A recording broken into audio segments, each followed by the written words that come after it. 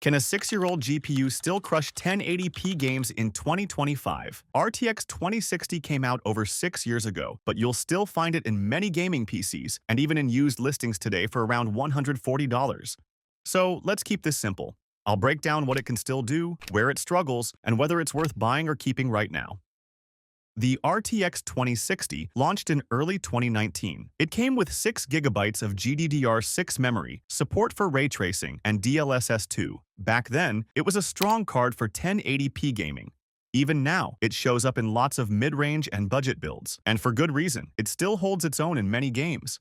Let's talk about how it handles games in 2025. For competitive titles like Valorant, Fortnite, and Apex Legends, no problem. It can push 100 plus FPS on high settings at 1080p. But with newer AAA games like Starfield, Hogwarts Legacy, or the Resident Evil 4 remake, you'll need to lower your settings. Medium is usually safe. High might push the VRAM too hard. Speaking of VRAM, 6 gigabytes is starting to show its age. Some modern games stutter or crash if textures are set too high. DLSS helps a bit. The 2060 supports DLSS 2, which can boost FPS in supported games, but it doesn't have DLSS 3 or frame generation like the newer RTX 40 cards. Ray tracing is there, but let's be honest, it's barely usable. Frame rates drop hard unless you turn everything else down.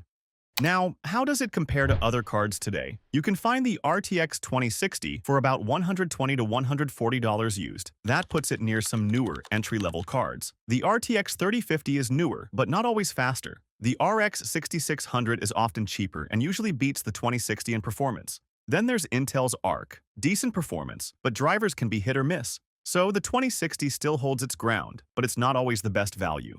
So, is it still good? Yes, but with limits.